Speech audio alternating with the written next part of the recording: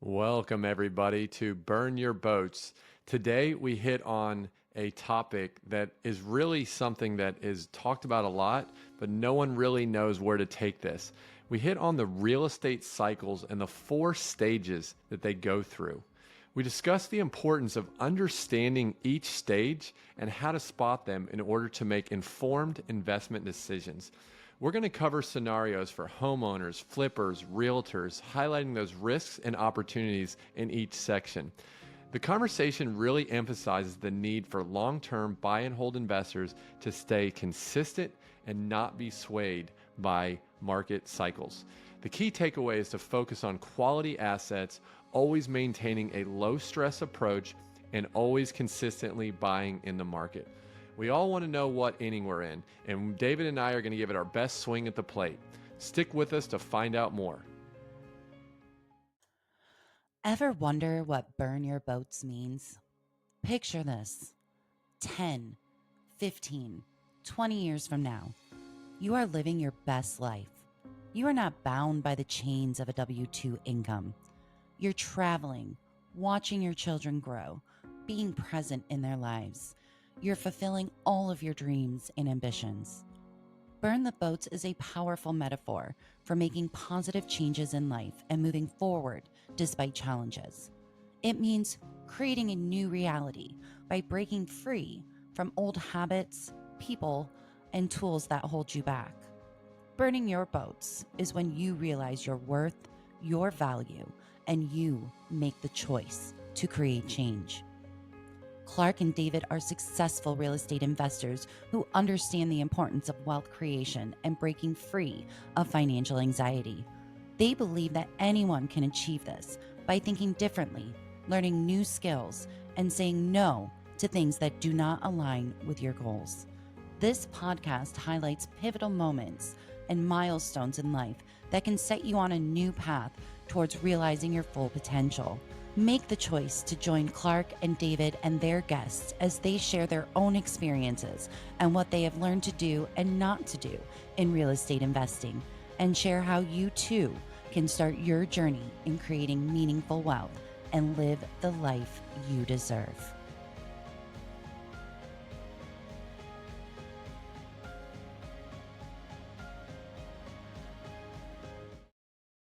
Welcome, Clark. We have an amazing episode today about real estate cycles. It's a thing people spend so much of their time thinking about, pontificating about, trying to ride them this way, that way. But today we're going to talk about them. Real estate cycles. What are they? Why do they happen? How to spot them, and how to profit from them and protect yourself from them. So there's some meaty topics right there. So Clark, welcome to the episode. What do you think of today's topic? It's always kind of like the elephant in the room, right? It's everyone's always trying to time the market. Everyone always wants to come at like the perfect place where they're not overpaying and it's going to continue to go up. And that's always the question.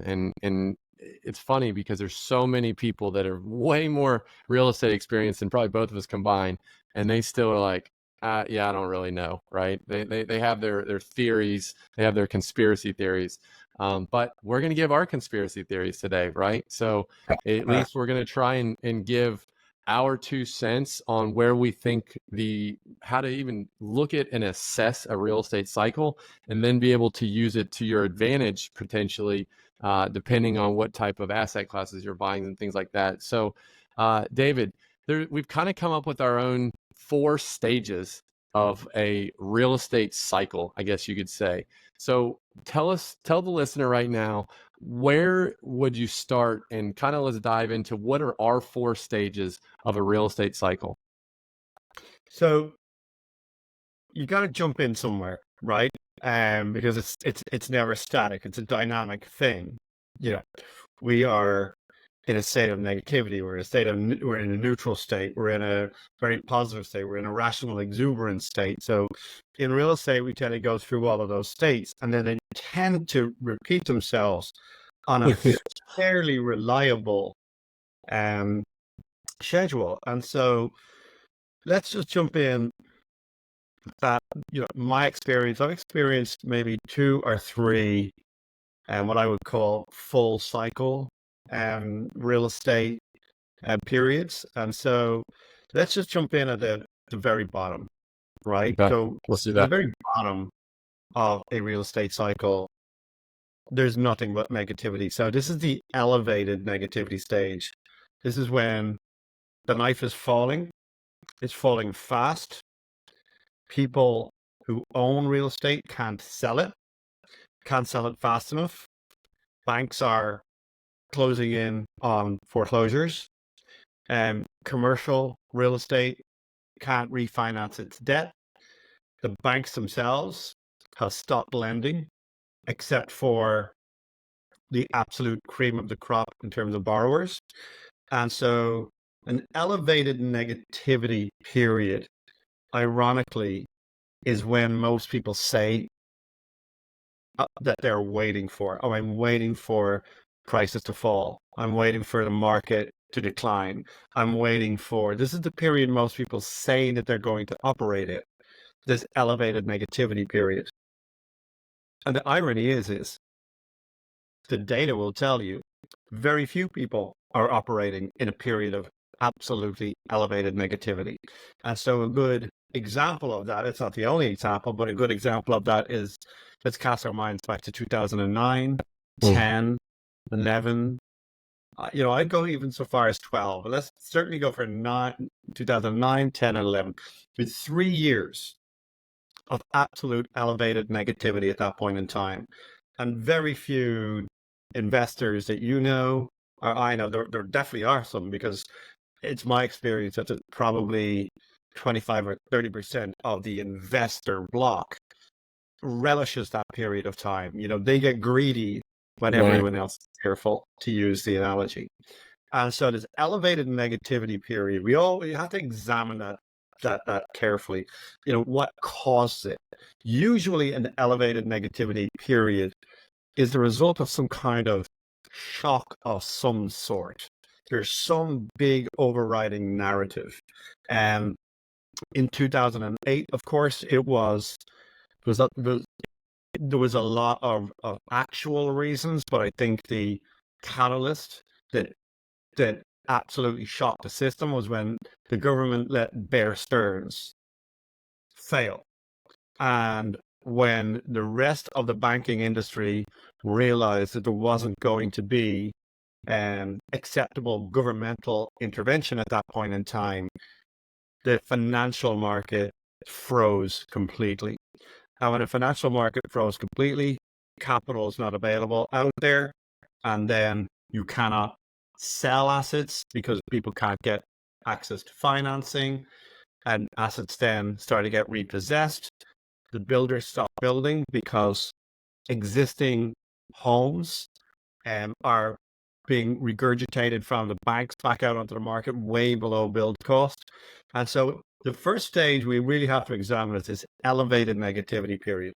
Clark, what were you doing in 2008 and 2009 to use this period as a good example? Yeah, it's interesting. You mentioned you had been through 2 or 3 cycles. Me being 40, I've been through essentially the very end of like that 2006 bubble before then it crashed, right? So I like got into the market, bought my first house when it was bonkers nuts, at the very end. So anything you bought in that 2006, if you don't still, if you had to sell it, you were going to lose your, you know what? So I've seen like a slither of like the ninth inning of a crazy inflated market, and then I've only seen it go down, down, down, and then it's just slowly inclined to kind of to where we're at right now. So I've kind of seen almost a full cycle, right? And I want to learn from that, right? Like I want to be able to look back, because everyone, I hear this time and time again, right? Is like, oh, they see houses that sold in 2009, 10, 11, and they're like, oh, they were so cheap. I would have bought so many of those. Well, you were alive in 2010. Why didn't you buy them, right? And it's for exactly what you said, is that it's easy to get into a time machine and change what you think. But now you know what you know. You knew that we had 10 years, 12 years, 14 years of just upward trajectory. Who wouldn't buy back then, right? So how do we learn? I think the whole episode is like, how do we learn from those things to be able to really capitalize? So, I think that it's a good point that you bring up about all the reasons and all the negativity in the market, right?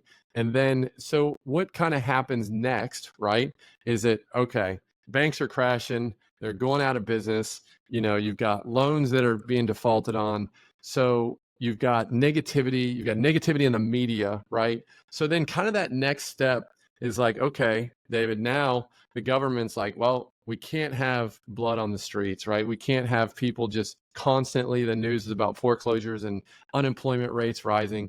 So the government is going to step in, and they did, right? They're going to step in, they're going to start making capital, maybe a little bit easier to get, right? They're going to do some sort of stimulus plan. Maybe they're going to let you be a little bit easier with you on your mortgage payments in terms of maybe kicking the can down the road or adding it to the back end. And we know all about that because we just went through COVID, right? Same scenario, right? We had you're getting checks for $1,500. You can hit the pause button on your mortgage and just not pay it and then figure it out later, right? So kind of the second step to this real estate cycle that we saw as it started to come out of 12, 13, 14 is money was maybe a little bit easier to get. Okay. So then it starts to become more buyers on the market. Okay. Which means that maybe the value of your property may start to increase a little bit. And that starts to instill a little bit of confidence. And then the same thing with COVID, where basically people are getting checks, the government's printing money, all those different things. So that you have that as like step 2 of the cycle, right? So again, we want to really be able to understand what we're seeing like in present time. So once the government does their thing and they start to print money, they start to inject stimulus, then what happens, David? Well, I think if you're moving from a period of elevated negativity into a period of neutral acceptance, I think is what you're alluding to here. Yeah.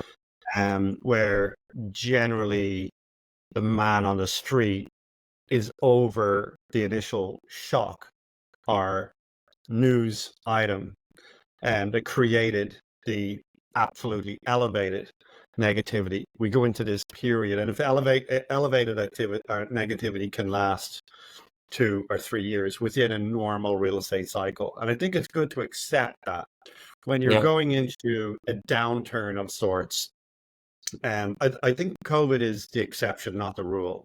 In COVID, we had a very exceptional set of circumstances in that, we had a very big shock to the system, and the governments were exceptionally responsive, because they were sending people home from work. So it was an everything all at once type scenario. Right. But actually, most real estate downturns are not everything all at once. It's an amalgamation of, there's a fire over here in the economy, or there's a fire over there, but it tends not to be an everything shock that creates it and sustains a downturn. So we then go through, after 2 to 3 years of elevated negativity, we're going through that acceptance stage that you're alluding to. And it's my experience that acceptance stage is what most people might consider the bottom. Prices aren't falling so much. You can see governmental intervention, as you outlined, and there's this sense that the issue is starting to get controlled on some level. And that period can last a year, it could last 2 years. And so now we're like kind of 5 years, if you will, into the cycle, right? Into the beginning of this 14-year cycle where prices aren't going up, but they've stopped going down. Banks aren't lending per se to anybody that has anything less than a 750 FICO score. But in that neutral acceptance period, to make this actionable for people, if you go into the stellar neighborhoods where your doctors, your lawyers, your well-paid W-2 earners are, we're talking about affluent neighborhoods, affluent neighborhoods are generally, it is my experience, that affluent neighborhoods are the first neighborhoods to feel that bottom, and because these higher paid people have access to funding and finance. And so you might find, even within the same city, this isn't, market specific, it actually is neighborhood specific. You might find that one neighborhood finds its bottom faster than the other. And then we move into the third stage. And this is, remember what we've said here is that investors, your average mom and pop investor who says, oh yeah, we're waiting for a bottom, we'll buy the bottom. They actually haven't yet returned to the market in the elevated negativity stage or the neutral acceptance stage. Because whilst affluent neighborhoods may be stabilizing or even starting to slightly increase, there's certainly more demand now in the affluent neighborhoods for acquisitions. The less affluent neighborhoods are still pretty much locked out of access to capital. They're still locked out of access to mortgages, and so it's still way trickier in those less affluent neighborhoods to get financing. And so those markets may stay in neutral acceptance stage for 5 years, where they're not going up, they're not going down, there's not a great deal of demand, not great, supply is kind of sitting at all-time highs. And so neutral acceptance stage is different for different neighborhoods, for different income groups. Very important to understand what neutral acceptance and what the opportunities are within it, But then we get into the confidence starts to grow. And it's my experience that third stage, that it's not elevated. This is just this is where you start seeing, the debt by time by scale thinkers coming into the market. So investors now are starting to get a little bit more aggressive. Flippers are starting to return to the market now. In the, the beyond the neutral acceptance stage, flippers are out. Realtors, and really most of the realtors, have been retired during the negativity and neutral stages. So there's a lot less realtors in the market. There's a lot less flippers in the market. There's a lot less home builders in the market. So just overall, the people who make their income from real estate have almost all been flushed out. And by the time confidence starts to grow again. And so we go into this confidence stage where you're going to start seeing your first fix and flip guy. You're going to start seeing people picking up homes in the foreclosure auctions, not just to keep, but to flip. And so there's absolutely been investors very aggressively buy and hold investors, very aggressively buying within the neutral acceptance stage. But the confidence stage, it's still a great place to be there. You're still just above the bottom of the bell curve. You're feeling and confident. Real estate is everything to do with confidence. That's probably the most important word here, is where confidence begins to grow in the marketplace. And this confidence period is when big developers are starting to buy larger land plots downtown. You're going to start seeing people pulling permits again for the first time in a very long time. You're going to see institutional capital get very active in this stage as well. And so this confidence period, I would attribute that, if you for anyone who's listening and can remember it quite clearly, I would say the stage is somewhere around 2014, 2015, 16 and 17. That was just nothing irrational. Houses are still on the market for 40 days. There's deals to be done, but it is definitely not an irrational market. And then we generally go into a slightly irrational stage. And so, Clark, you have had a front row seat at this irrational stage, and what causes this irrational stage, I don't want to get ahead of ourselves here, but what causes this irrational stage is when confidence starts to move into global acceptance that the economy is booming, capital is easy to get your hands on. We go into a completely different stage of exuberance. Do you want to walk our listeners through that exuberance stage, Clark? Because we've just been in it for, certainly since 2020 is where we've been in what I would almost consider an irrational exuberance stage. So do you want to talk our listeners through that period? Yeah, I mean, it's very timely, right? Because we've basically seen it through the COVID time frame. I think it's good to kind of give examples because you can kind of visualize who we're talking about here. But typically you're going to see a very positive, I think, media presence where it's like, hey, prices are going up, rents are going up, Airbnb numbers are crazy. All these different things of like, wow, they keep going up. So if I can draw a line in the sand and put my name on something, well, I can't miss. It's like buying a lottery ticket and you think you got like a 50-50 shot of winning, right? Like I've never bought a lottery ticket in my life, David, but if I had a 50-50 shot that I was going to win, I would hit pause on this podcast right now and go down to the gas station and buy, as much as I had in my bank account, right? So I feel like that's kind of the mentality when people over the last few years have been kind of coming out of the woodwork. And I think some of the things we notice is you see a whole sector of people that are coming into the market because they have that FOMO, right? They do see all the positive signs, and they're coming in. Not, let's just say they're not going to be the most sophisticated investors, and they're just like, look, I'm just going to throw money at something, and I'm hoping that it's just going to knock it out of the park. And to some degree, that's happened for a lot of folks that bought, and then they were able to still sell on when the trajectory was going up, right? But what we're starting to see now is that the trajectory is not necessarily going up, and the foundation of that is starting to crack, right? And some people, the music is starting to stop, right?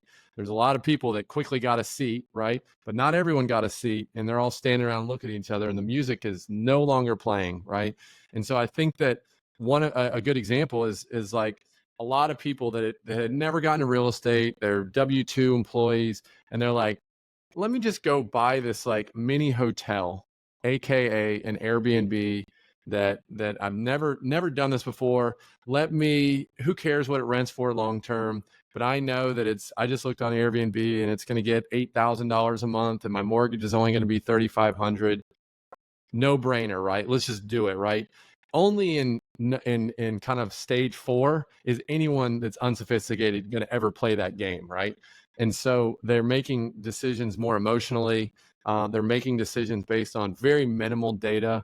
And what's happening is that, guess what? The Airbnb market has certainly slowed down. The vacancy rates have gone much, much higher. And it's actually more work. And you could have almost just rented it out long term, right? But that long term rent is still not going to cover the mortgage because you just bought it kind of based on a pie in the sky evaluation of what you could get. So that's a good example to see to like, what stage are we in when the STR is short for short-term rentals. I think they doubled in our area over like a 2-year period. So for all the years and I realize that STRs and Airbnbs are a bit of a newer thing, but doubling over 12 or 24 months is insanity, right? And that's a big sign. Another one too is a lot of people that are getting into multifamily, doing these fairly large syndications. They're raising money on a 100-unit apartment complex, and it's their first deal, right? They're raising all this money. Interest rates are at 3 or 4%. Rents are skyrocketing. Everyone's making money until they're not, right? Until the Fed decides that they're gonna put interest rates at 7-8%. So we're gonna see that. We haven't even seen. I think we're seeing right now in this 4th stage, people that own Airbnbs. I see them all the time. They're for sale now. They're fully rehabbed. They're fully furnished. And they're like, hey, we got this great deal. And it's like, that's an Airbnb gone bad. You start to see little signs, right? They don't say that. David, where does it say in the listing? Hey, I bought this Airbnb 2 years ago, and now I'm having to, worry about reviews on Sunday night and fix faucets because these people came in for 2 nights and they're pissed off. And now I can't even cover my mortgage payment, right? And so we're seeing more and more of that. And it's like, okay, it's because they bought in that 4th stage of the cycle. And we haven't seen it yet, in my opinion, on the multifamily side, but a lot of debt is coming due on this kind of short term, let's call it 12 to 36 month debt, where these syndicators are buying these multifamily units. They're having to do huge capital improvements to be able to raise the rents based on what they projected to their investors, except that they had the stabilized pro forma at a 5% interest rate, and now they're getting 8%, and it's just annihilating these returns to where it's almost wiping out a lot of the investor equity that they put into it. So that's you seeing those things. It's like we are squarely in stage 4 right now in this real estate cycle, and it's scary, and you don't know where the finish line is. So let's kind of jump in. Now we've covered the 4 stages. Okay. So I think it's important to understand a little bit about, why they happen, how to spot these, because I want you listening to this to be able to fully have a grasp of our opinion, right? Where there's no guarantee, but I want you to be able to kind of understand where we're at in the cycle to help benefit you. So David, talk to us. Let's kind of transition a little bit. Why do these cycles happen? Why don't we just continue to bump along and just kind of at a very organic trajectory? Why does that not happen? First of all, I'll answer that question as to why they happen in just one second, but I just want to thank you for walking us through the irrational exuberance stage, because it's so, so important. However, there are winners and losers in this irrational exuberance stage. I'm a long-term buy and hold guy. And so for me, sitting back and watching the valuations of my assets go through the roof for the last few years it's been awesome. I've loved it. Exuberance isn't always, if we come back down by 5 or 10% or 20%, it doesn't really make all that much difference. But the rational exuberance stage is it's just one of the natural parts of the cycle. These 4 components is fear, acceptance, confidence, and irrational exuberance will repeat itself again and again and again. And that's why we talk about always be in the market, because being out of the market during this irrational exuberance stage, which is those people say, nah, I don't like to bust houses right now, or I don't like this, or I don't like that. I'm not going to buy. I'm going to wait for the bottom. They could lose out on a great deal of once in a decade price growth, by saying, oh, I don't, I'm going to sit this irrational exuberance stage out. So I would implore you not to sit that stage out. Just think about it. Now the question you asked me then is like, why do these things happen? Why is this cycle happen? And it's because we're humans. That's why they happen. We operate, don't disparage all humanity, but we operate on a sheep type basis. We're a flock type of creature. And so we want to be in the flock. We don't want to be too far outside of boundaries. And there's always 1 or 2 sheep that are running off in the distance. And that's what sheepdogs are for. But we generally like to be part of the overall mass of opinion, if you will. And so these cycles happen, and they've been happening for hundreds of years. There's always an exuberance in one thing or another, or one area or another, or one asset class or another. There's always something, During the last downturn, while everybody was in absolute mortal fear of residential real estate, agricultural land prices went through the roof in 2008, 9, 10, 11, and 12, because everyone was jumping into this. Well, you can farm the land, and that was just part of the cycle. So why do they happen? I'm just going to give you a few pointers towards why they happen, but it's generally, my experience is, I'd say the most important point is the access to capital. It's fluctuations in the cost of money, fluctuations in the access to capital. So let's give an example of this right now. Right now, there's still a fairly decent access to capital, where at the end of an irrational exuberance period, we can see the prices are elevated, but there's still funding out there. Still financing out there. We announced 12 deals in the last week or something like that. Yeah. And with our customers. And so plenty of access to capital, still good, right? But it's the fluctuations in the cost of money which is causing a lot of hesitation here. And that's essentially right now is the ball of wax. The people who've owned real estate for the last number of years and seen tremendous run up in prices, tremendous run up in rents, particularly investors, they don't have to sell. You know, they're in the money by quite some considerable distance. And so they want price X, which is a 2023 price. But when we want to go buy a property right now, or an investor wants to go buy a property, and instead of putting a 4.3% interest rate in, they put an 8.2% interest rate in. Well, now this thing is going to negatively cash flow by $600, $700, $800, $2,000, depending what the asset is. If the multifamily could negatively cash flow by $1 million a year. And so you can't offer the same price. And so we're in this phase kind of right now where sellers want 2023 prices, but buyers are dealing with 2024 cost of capital issues. And so these cycles, I think, largely hinge in and around access to capital and the cost of capital. But beyond that, there's big things that you mentioned COVID earlier on, which is like it's governmental intervention, quantitative easing, quantitative tightening. So, the M2 availability. So that M2 is the injection of capital into the market. And so when you have the government actively buying bonds, or the Federal Reserve buying bonds and driving the cost of capital down, that's just going to drive asset prices higher. It's just the way it is. That you don't need to be an economist to know that. And conversely, as the government take capital out of the market, this is what we're going to experience: tighter conditions, higher bond prices, higher mortgage prices, and so then there's an overall, why do they happen?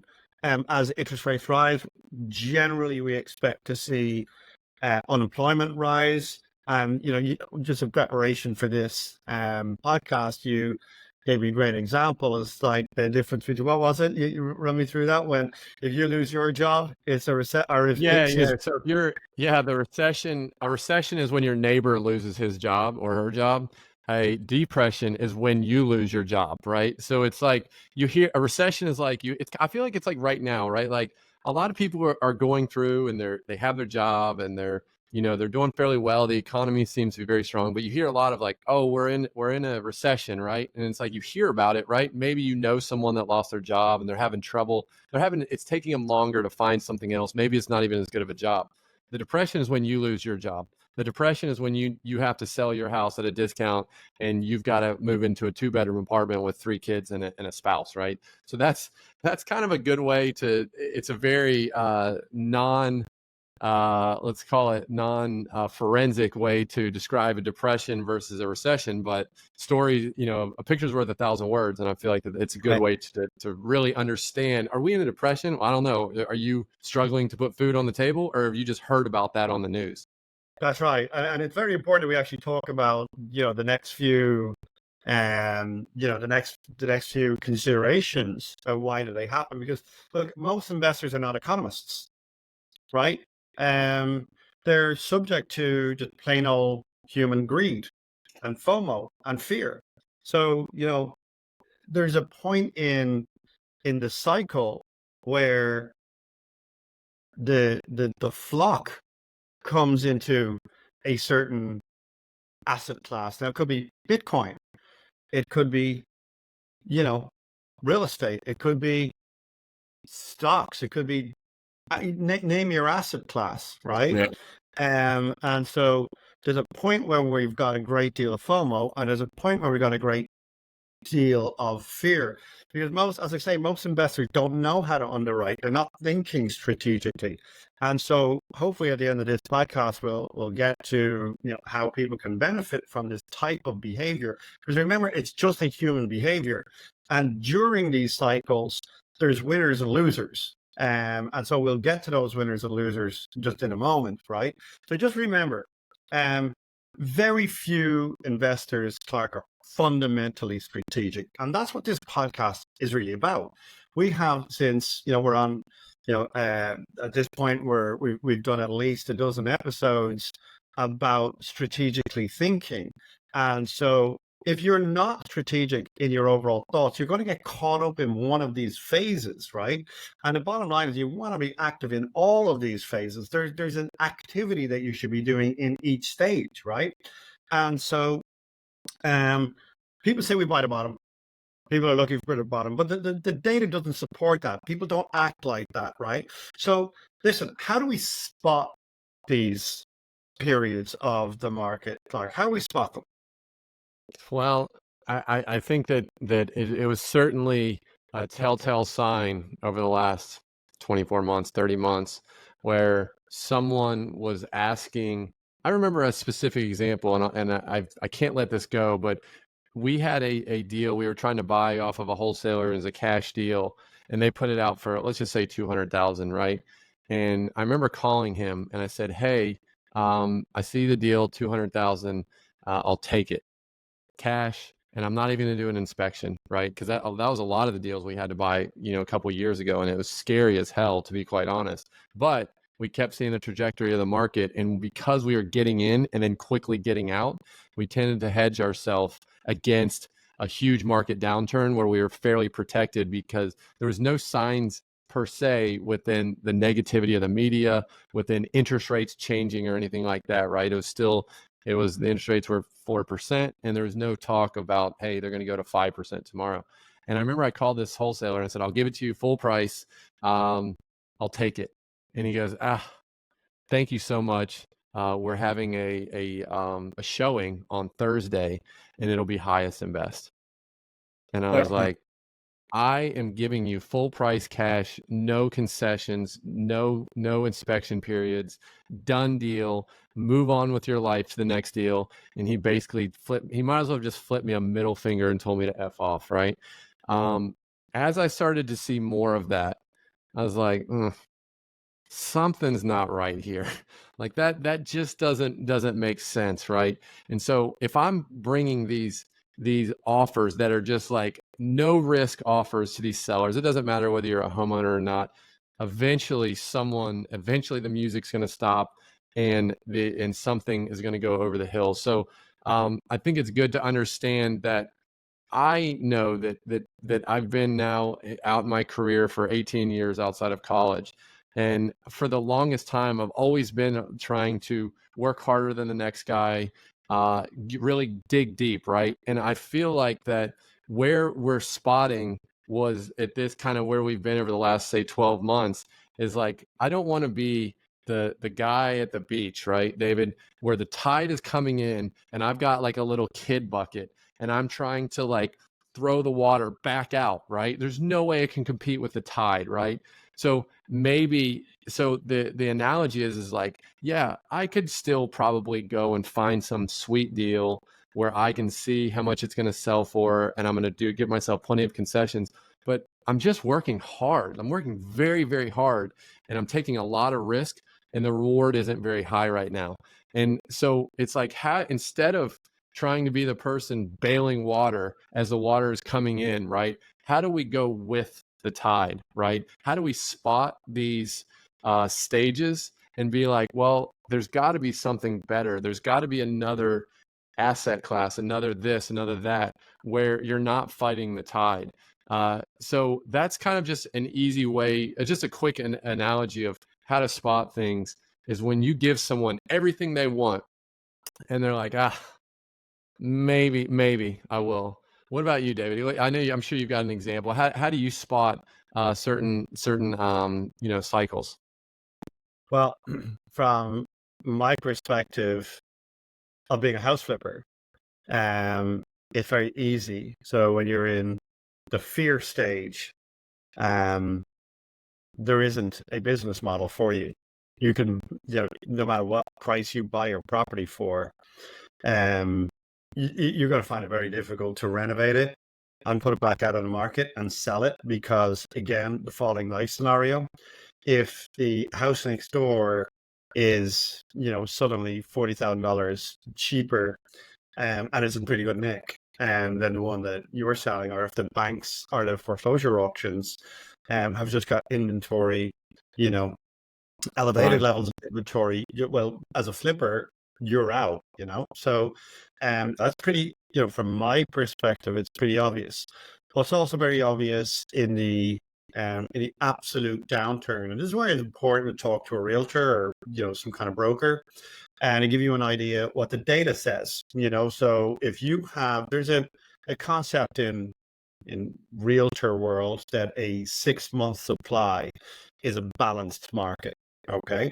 And so if you have a situation where there's 2.5 years of inventory on the market, well, that's a pretty good indicator that there's not a lot of buyers out there and there's a lot of sellers out there. And when you, regardless of what the news says, or when you get to that point, if you're a genuine investor, you get greedy as all hell around then, when really, when you get into any situation where there's a 6, 7, 8, 10-month supply, 12-month supply, that's the market screaming at you that this is a really pretty good time to be out there getting deals done. You might not be able to flip them, but it's certainly a great time to be a buy and hold operator, or to be an aggregator, buy as many as you can, so long as you can find the capital to do it. When, to your point, when you get into a 5 month supply, and then at that point in time your seller is not accepting a full price offer, you're probably getting into a fairly exuberant stage, and you got to Yeah. work hard. To your Yeah. guy at the beach analogy, the tide is coming in either way, and it is my experience that it's so much easier to just go with the tide. Like, take what the market gives to you. So there is a time to work super hard, and when there's a lot of inventory on the market, sellers are a little bit more desperate. Absolutely a great time to accumulate. You can change your entire life and the financial future of your children's lives in that period of time. But you have to have the confidence.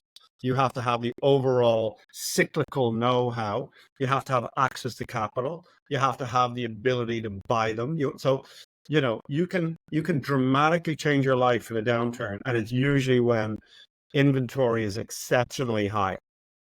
And I, I I love what you said. I want to interject because I think it's so important before you move on.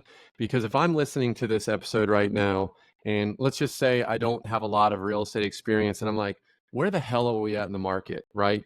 And it's subjective, right? We've spent 45 minutes talking about different cycles, but there's always gray areas. But what you just said is not gray at all, and I freaking love it. And what that is how much supply is on the market? Is it 2 months supply, 3 months supply? It's an easy thing to get from a realtor. Hey, Mr. or Mrs. Realtor, how much supply is on the market in my my city that I live in? Is it 6 months? Is it 9 months? Or is it a month and a half, right? Over the last couple of years, we've experienced a month supply, 2 months supply, maybe up to 3 months supply tops, right? So for your average person that doesn't think about real estate all day like we do and listen to every podcast and read every book, right? It's like, what's an easy way to just find out what the hell's going on in my market? Realtor A says it's 6 months supply. Okay.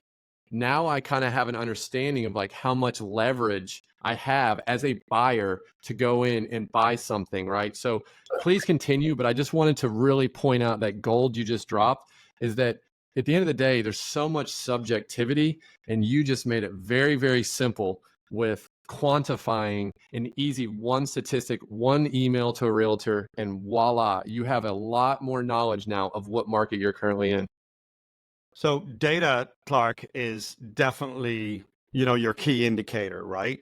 But, we're talking about all market cycles here. So remember, there's the exuberance, there's the fear, and then there's those, two in the middle where there's a little bit of confidence, and then at least stabilization. So know that within real estate, we're always in one of these zones, or we're transitioning between one and the other. So right now, obviously, we're transitioning from a period of what I would determine to be almost bordering on irrational exuberance, in that you and I, we're out buying real estate all day long. And when you see cap rate compression getting to a point where it doesn't make sense. So let us talk about what is cap rate compression. And so you've got two real fundamental buyers in the market, as you know. You've got your homeowner who's looking at the monthly payment, and as long as they can afford the monthly payment, they're not really looking at any other data than that. And then you've got an investor. And I believe the investor is at an advantage in this regard, is that the investor is using data, and the investor is using actual inputs, as in my costs are this, my income is that. It throws out that, and at least gives you almost a scarily accurate guide of what you should be paying for something, right? As you know, we have underwriting tools that literally tell us that we should pay $237,000, 347 Right. cents here. Like, that's kind of Yeah. what it is, right? Yeah. And so, what the market cycles that we're in the investor world, when we see cap rates, you might have heard terms like the 1% rule. Well, guess what? In 2013, it was the 2% rule. And then it became the 1% rule. And then it became the 0.07% rule. But actually, when we get to... David, explain the 1% rule just for everyone listening that may not be familiar with that. All right. If you haven't heard what the 1% rule is before, it's like you buy a property. Let's just use numbers to make it simple. You buy a property for $100,000. 1% of $100,000 is $1,000. And the 1% rule is if you have a $100,000 home and it rents for $1,000 a month, 1% of the price of the home, that's the 1% rule. It's a general guide as to what for the last few years has been a somewhat neutral point. You know, you'll get it's kind of the go ahead to actually start investigating a deal. If a deal was not meeting the 1% rule, you just won't spend your precious time, underwriting it. And if it was over 1%, you're like, okay, let me have a look at this one. So it's more like the green light or not to look at stuff, right? Yep. And so what we've seen when we talk about cap rate compression, what we're talking about is people accepting ever smaller returns on their investment just to get in the door, right? And then we see something that I haven't seen in all my years of investing. I'm a real estate investor purely because underwriting is my guide. Underwriting helps me understand what I should be paying for something. And when the underwriting stops making sense, as in I'm do all of the inputs and outputs, I'm like, hold on, this thing is losing $300 a month. Now, there are other factors at play, and I'm not saying sign up for, $300 loss a month. There's other factors, as we discussed in other podcasts.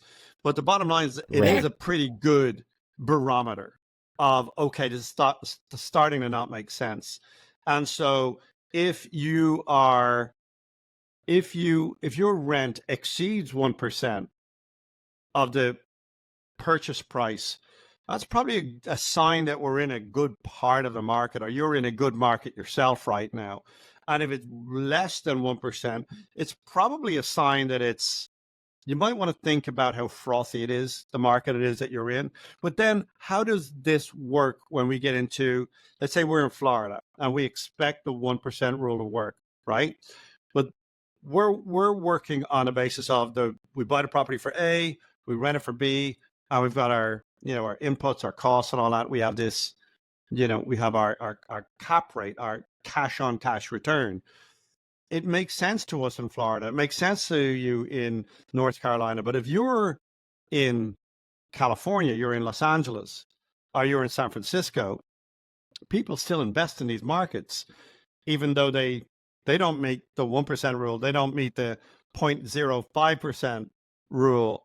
they're buying on a metric that's not in underwriting in general, which is a supply and demand construct, where supply not from investors, there's just not enough supply there for the domestic end user who wants to live in it. And so it's much harder to quantify where you are in a market like California when you can't look to something like cash flow, or you can't look to something like underwriting, say, okay, that makes sense, or it doesn't make sense, because almost everything doesn't make sense. So why do people continue to invest? Well, they need extra data. They need, what's the demand and what's the supply, and what are the likelihood of new supply coming on the market. And in California, supply is severely restrained generally, whereas red states like Texas and Florida, there's a lot of space out here, and there's a lot of pro business approach to putting new supply in the market. So I don't want to overly simplify that, in terms of how to spot where we are in a market, being cap rate compression being the only component. There is supply and demand in places like California. However, for me, I use cash flow. So I am still buying, but I'm not buying nearly as aggressively this year as I was in 2016 or 2018, or even in 2021. And so I think understanding the underwriting will give you a pretty good indication as to where you are as well, Clark. Yeah, and that makes a lot of sense, and it's always a kind of a question of where, which market are you in. Real estate is not a national thing, right? It's very subdivided, sub-markets, depending on where you're at, where the rent ceilings are and things like that. So I'm glad that we were able to kind of take this through and kind of spot certain types of markets with which cycle we're in, right? So what I'd like to do is I'd like to segue a little bit and take a look and say, okay, I'm in the shoes of a listener right now, and I am this type of person, right? Maybe I'm just a homeowner, and I'm like, should I sell my house or keep it, or is the market high or low? Where's that? Maybe I'm a fix and flip guy. Maybe I'm a buy and hold person. So it depends, right? Like the market cycle may be different depending on what type of passive or active investor you are. So let's go through a few scenarios. Even if you're listening and you think, okay, there's about 4 or 5 scenarios we're going to take you through. I'm going to take one, and then David, you take one, okay? Which then says which inning we're in, and then because we're in this inning, that means that if I was in this person's shoes listening, and I have this scenario, what would I kind of do? Would I kind of sit on the sidelines? Would I work really hard? Would I go all in? So let's jump into those, right? So and I think the important thing about all this is the more that you understand is there's more risk in certain buckets that we're going to talk about. So it's like, how much anxiety or stress do you have right now if you're in bucket A or bucket B or whichever bucket you're in? And what should you do to maybe bring that anxiety down? And part of bringing that anxiety down and that stress down is by truly understanding where we're at in the market and which cycle we're in. So I'm going to jump right into it, and I'm just going to take the first one. I'm just going to lob a softball to myself. You're listening, you own a house, right? You're not necessarily wanting to go buy 20 houses tomorrow. You're not necessarily wanting to go buy a quadplex. You own a house, you live there. It provides shelter for you and your family. And you're like, where are we at in the market? Should I sell? Should I not sell? I'll give my opinion, David, and then certainly give yours. I think that right now, if you are a homeowner and you own a house and you're just trying to determine what's the next like strategic move, I think we're in kind of like the 8th to the 9th inning. I think we're kind of at the top of the market right now.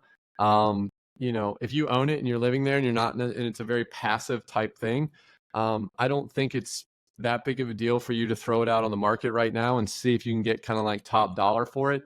Do I think that you can push the market right now? No. I think that things are slowing down, and it's going to be, you may have to give up more things. You may have to end up putting that new roof on that you've been delaying. So I'll throw it over to you. I think we're in the 8th or 9th inning. Again, I could be totally wrong, but this is just data that I've seen. I've been in the markets buying since 2006. So that gives me, what, 17, 18 years of buying. I think we're in the 8th or 9th inning. David, where do you think? Someone owns a house that's listening to this right now. They're not looking to take over the world. They've got a great job. Where are you at on this? My take is keep on living in it. If you want to move, move. If you don't want to move, your personal circumstances will dictate that.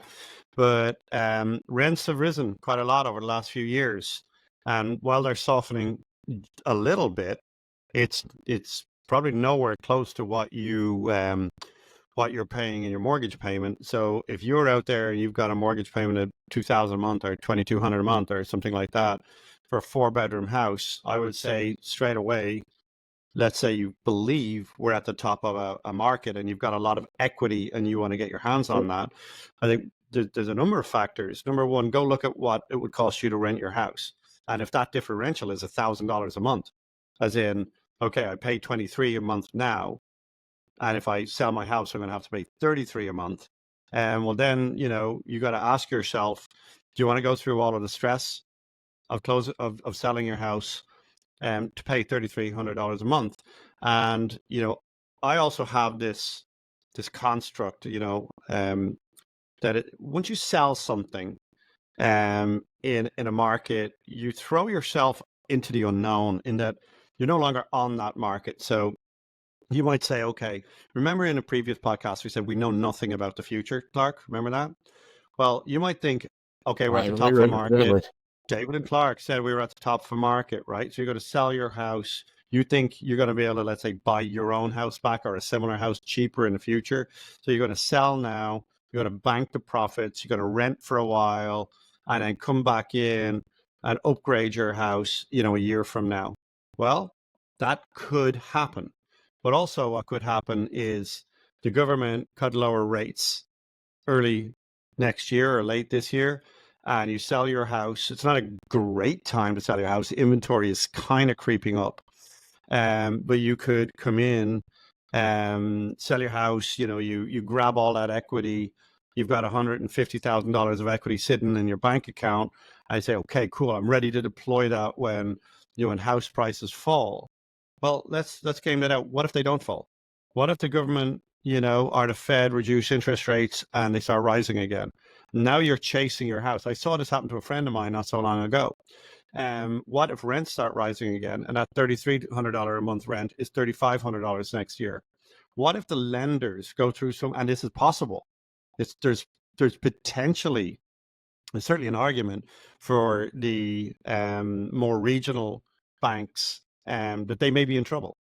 And so what if you can't get a loan a year from now? Or what if you lost your job or something happens with your particular financial situation and you say, well, all best intentions, I'm going to sell my house, I'll rent another one, and you lose your job and you're not financeable a year from now.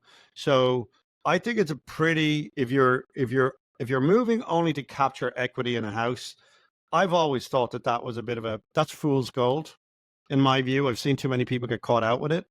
I don't think it's a great strategy because you've got transactional costs, sales costs on your sell side. I think there's probably more risk than upside in doing that, but I can't speak for everybody. There's people out there, they need $100,000 and that's where the $100,000 is.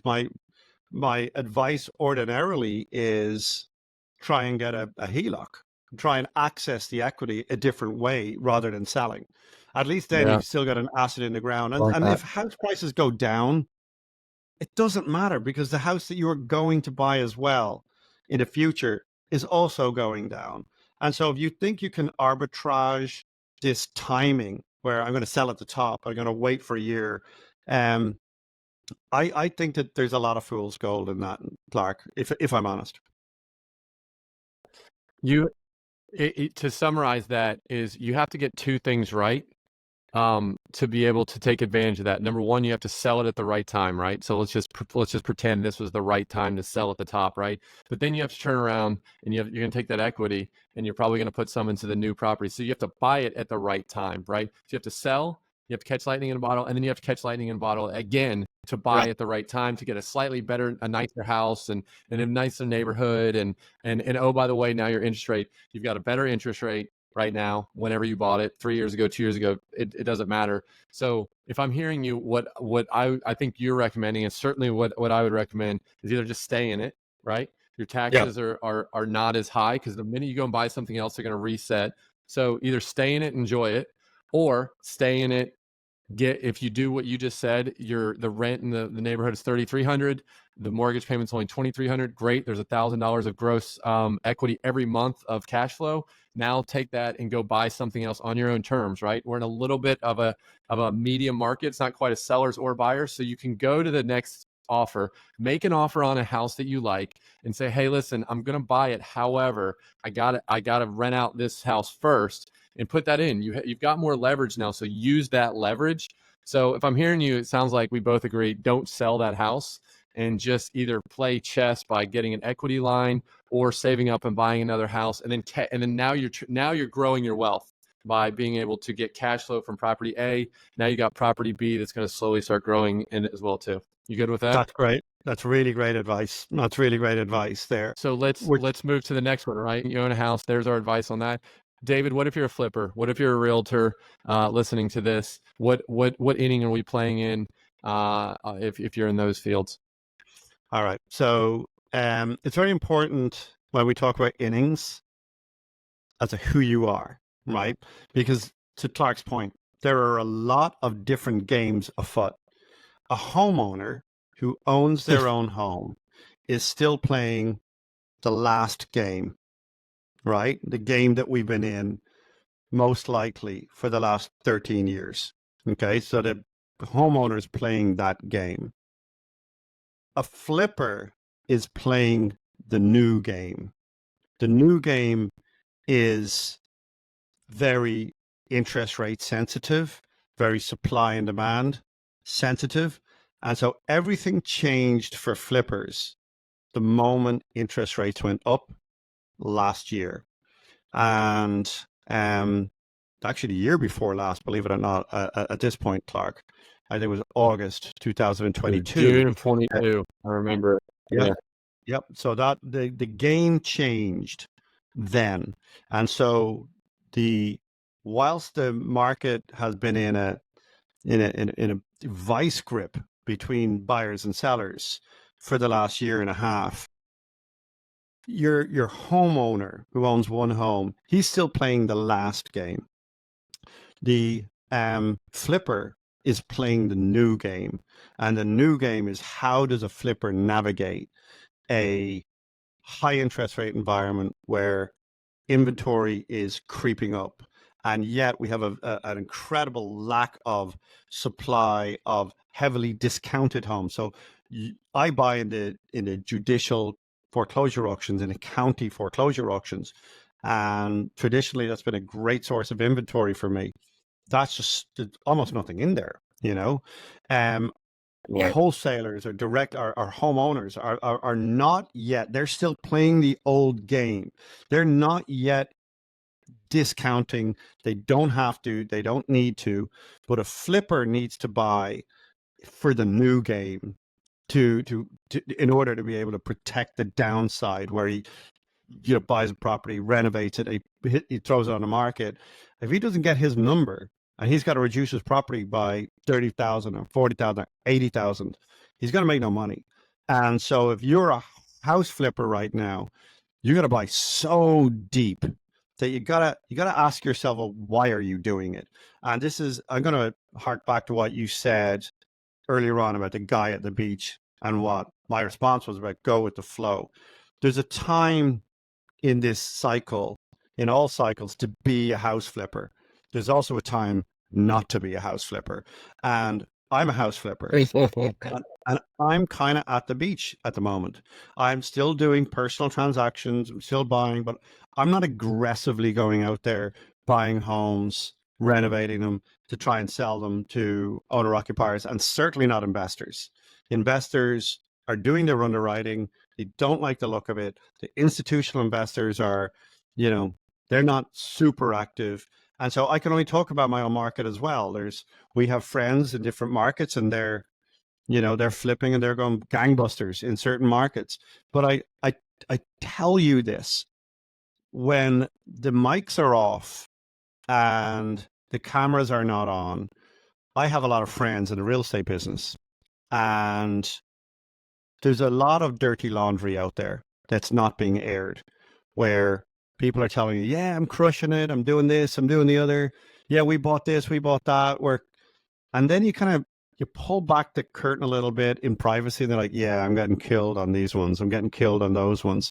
And so it's absolutely imperative to understand that what you sometimes hear people say and then what you see them do, very different things. So if you're a flipper right now, know that you're probably flipping into a market where inventory is likely to continue to increase, and so you're going to have more competition when it comes to sell, and that's going to have a very big impact.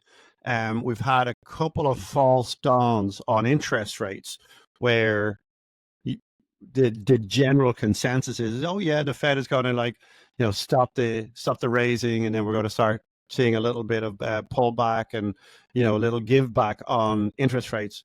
As I speak to you here today, in the mortgage rates for a 30-year fixed homeowner are well above 7% again. So that puts an investor about a percentage over that.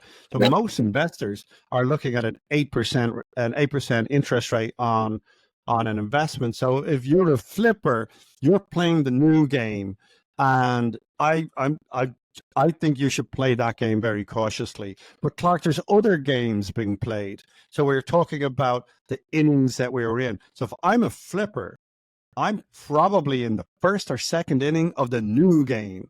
But then there's people who have been playing the new game, like commercial multifamily.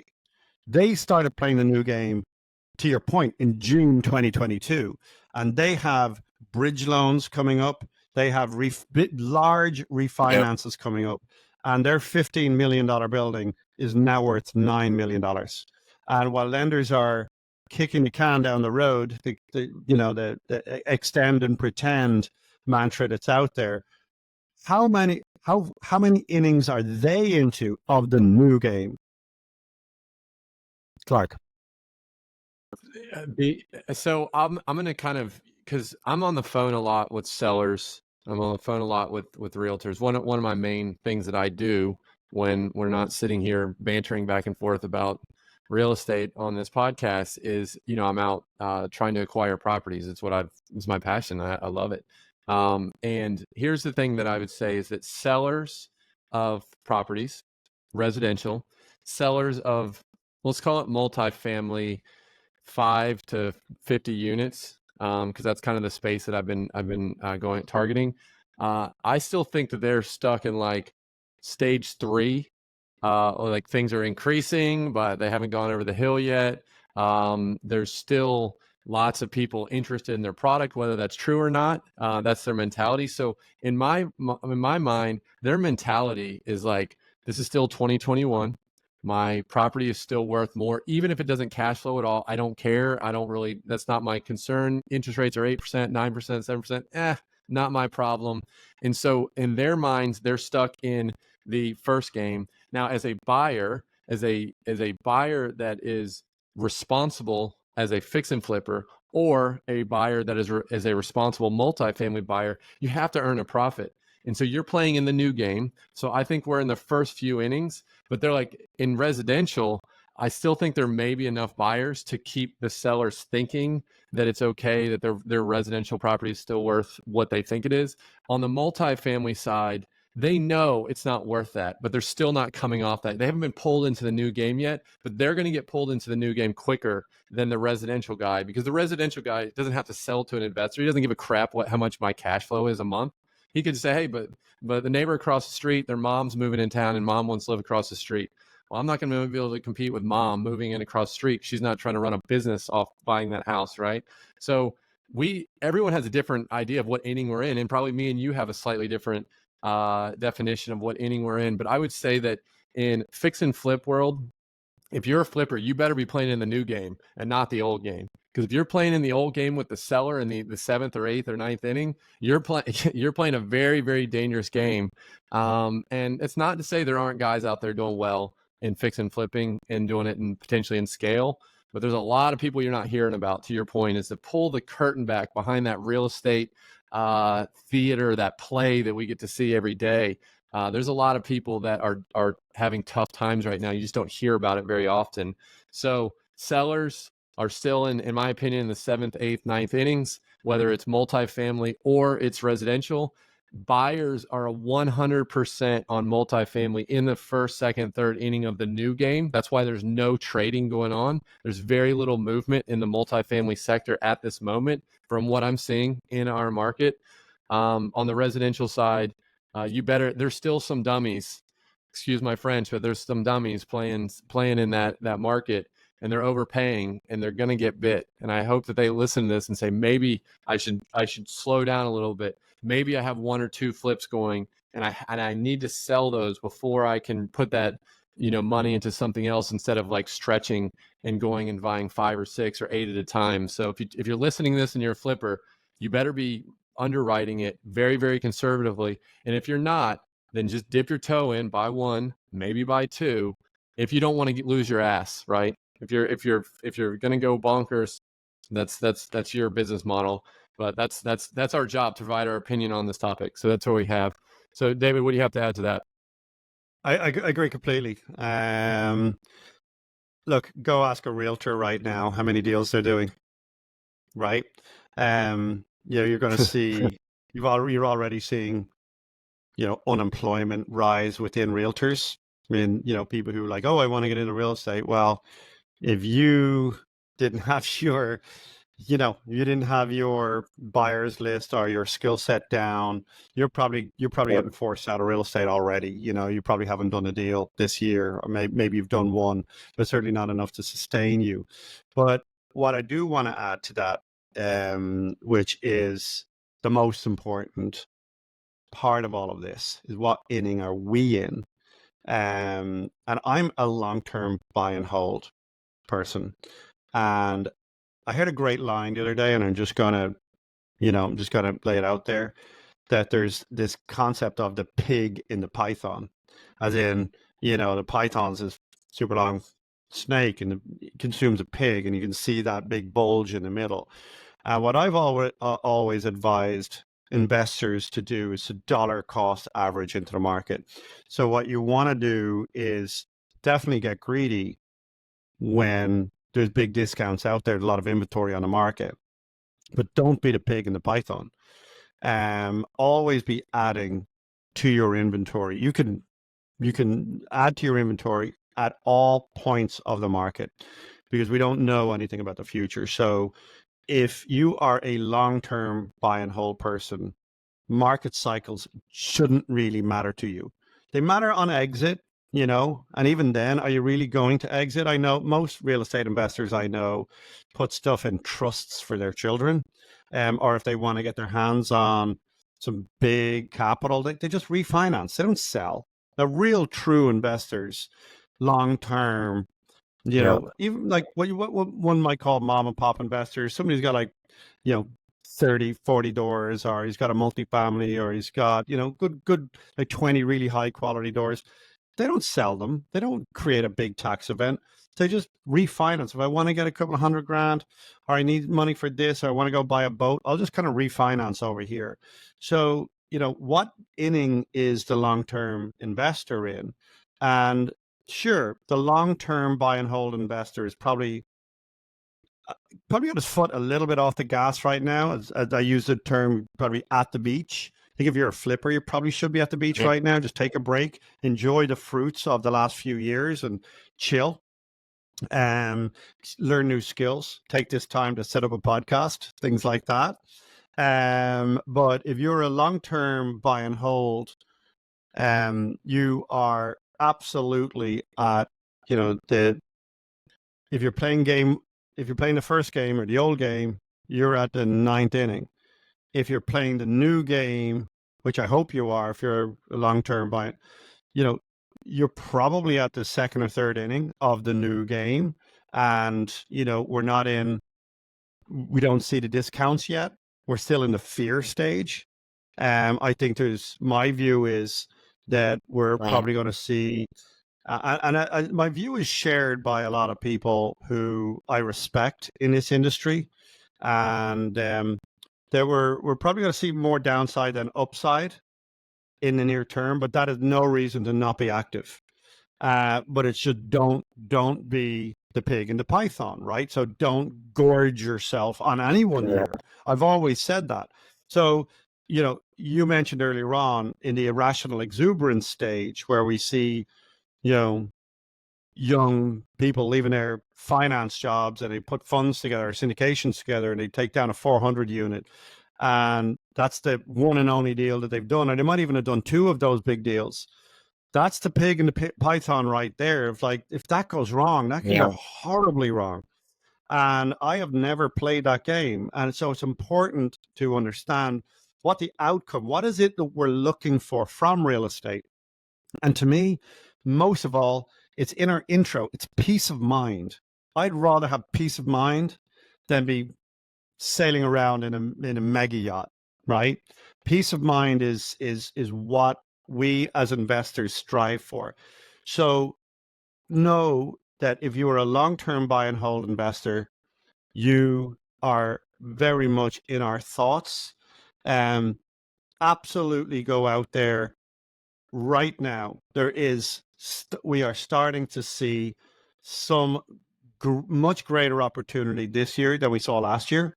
Last year, I would say the real estate market was a block of frozen ice. And this year, I would describe the real estate market as the ice is melting a little bit. It's getting a little bit more fluid. There's a little bit more common sense coming into the market. But to your point, there's still a lot of people playing the old game. But for those of us playing the new game, it's time as a long-term buy and hold investor to start getting probably a little bit active again. Start prepping yourself, making sure you have your capital in place. I'm definitely seeing, I would say, 50 to 100% more opportunities this year than I saw last year. And so if you're a long-term buy and hold, start prepping. We're coming into a very, very interesting phase to help you build out your portfolio, maybe get some better terms, maybe get some seller finance. You definitely got to get better, many more swings at the bat in terms of conversations, but there's still a lot of dummies out there on the sales side that are just, nope, this is my price, I'm sticking to it. The market will level that confidence and that they have, but it's already happening, right?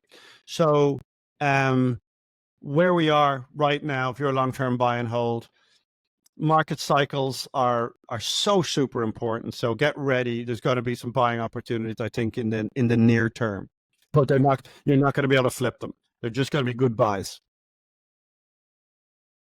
Here's the amazing news about kind of this third person, and we're talking to you if you own one rental property, if you own 0, or you own 100 rental properties or 1,000 units, doesn't matter, is that the amount of stress, anxiety, the amount of analysis you have to do is like so minimal. It's, you've heard KISS, right, David? Keep it simple, stupid. Just kiss it. Yep. It's so simple. I don't even really care what inning who cares what inning I'm in, because I'm going to buy it and I'm going to own it for like 20 years. And I'm going to go through a whole nother cycle with that property, right? So whether I'm in the 9th inning or the 1st inning or the 2nd inning of your game or the 8th inning of mine, at the end of the day, it's like, can I buy this? And if you've listened to some of the episodes, and you'll listen, we'll be saying this, it'll be very much a recurring theme throughout this podcast, is if you're buying quality assets, you're renovating it right, you're getting good property management in place, and you're providing a good service, you're going to get a good tenant. They're going to pay down your mortgage. And who cares what cycle we're in? The thing I took away, and I totally agree, is that it is important to know kind of what inning you're in. I'm kind of simplifying it maybe too much. Maybe you take your foot off the gas just a little bit, or maybe you put your foot on the gas a little bit more, depending on which cycle we're in. But that's kind of it, right? Can I buy it? do I have 6 months worth of reserves? Does the rent, cover the mortgage and maybe give me a 10 or 20% overage for property management and the different expenses so that it can cover itself, knowing that it's in a great appreciating area. The innings are kind of irrelevant. And that's the amazing thing, is that you don't have to be some super real estate expert or some guru that studies this 40 hours a week. Go do your W-2 job that you love and just consistently buy this kind of stuff. But maybe right now we're in an area where in the last year or two, maybe your foot is a little bit off the gas, right? Maybe you have one. And I want to quantify it for people, because again, I don't want to be the fat trainer at the gym telling you how to get a six pack, right? So it's like, if we're telling you something, what are we doing, right? So I want to be the six pack trainer that shows you how to get a six pack. So our goal for this year is a little bit of a foot off the gas. We agreed that we wanted to buy about $1 million worth of real estate, to just slow and boring and methodical. And whether that's 3 houses that are 350 or 2 houses that are 500 each, that may kind of sound like a lot depending on where you're listening to this podcast. But we like St. Pete. That's probably 2 properties. We'll probably buy something that maybe has an ADU or something. That's it. It's kind of boring. It's not super exciting. It's probably not going to be an Airbnb. It's probably not going to be a midterm rental. We're probably not going to do room rentals. We're just going to have 2 units per property. We're going to put long-term tenants in place, and we're going to hope that it covers the mortgage and covers the property manager's chart fees and some expenses. And we're just going to move on with our day, right? Whether we're in the 9th inning or the 5th inning, not that big of a deal. So if you're listening right now and you're like, well, should I buy that next rental property? The question is always yes, right? I think the real question you should be asking is like, how aggressive should I be? I think for us, maybe not quite as aggressive, but you still need to be in there buying and staying active in the market. But maybe not. I don't know if I'd want to go out and buy 10 rentals tomorrow, right? But what am I cool buying 2 or 3 this year? Of course you are. So my takeaway is, if the innings thing is slightly not that big of a deal, if I'm flipping, it's a huge deal. If I'm a realtor, it's a huge deal. If I'm buying a 50 unit multifamily with a huge value add, not knowing where interest rates are going to be in 3 years, it's a huge deal, right? But if you're just passively ticking along, going on vacations, going to your kids' soccer games, it's really not that big of a deal. It's low stress, low anxiety. I know every day that I get older, I appreciate life being simpler, and I appreciate it not being as stressful. So that to me is a way to live life less stressful. So there you have it. I can't argue with any of that. That's exactly how I'd like to end this podcast. Yeah. You nailed it. There's a lot of people out there saying, we're still killing it, we're still doing it. I think when I look at these people, a lot of them are using other people's money. And so their business model is that they have to keep on doing business in any market cycle. And that's not to disparage people out there, syndicators and fund managers. There's a lot of great ones out there. But their job is, and they may have, 40 or 50 or 100 people in staff or more behind it. So their job is to constantly be operating through every market cycle, and they're using other people's money. And there's nothing wrong with that. But from my perspective, we use our own money. And where I just see that behavior very different when I actually discuss this with people. I say, okay, well, when I'm talking to them about their business, like, how many deals did you do this year? Like, oh yeah, we did, 25 million or 50 million, or we did this or we did that.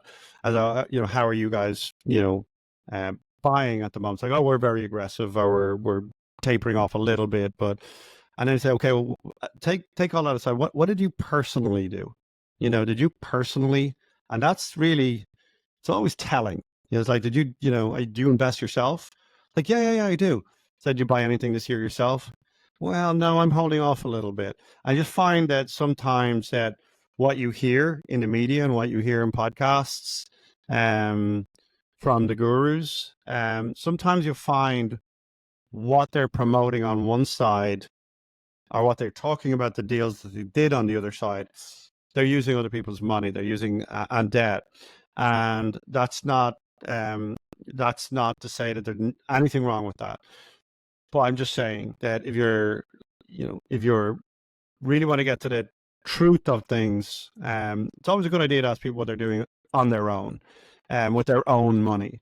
And as we invest our own money, like Clark just mentioned, we have different buckets. I've got my own bucket. Clark's got his own bucket, and we're just consistent. We're just not the pig in the python. We're just consistent buyers.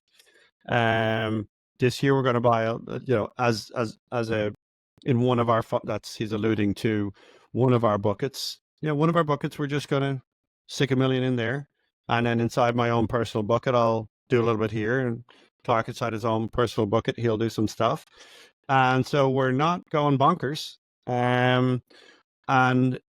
But we didn't go bonkers last year. We didn't go bonkers the year before, or bonkers in terms of buying and holding our own inventory, because that's you always want to make sure you're being consistent.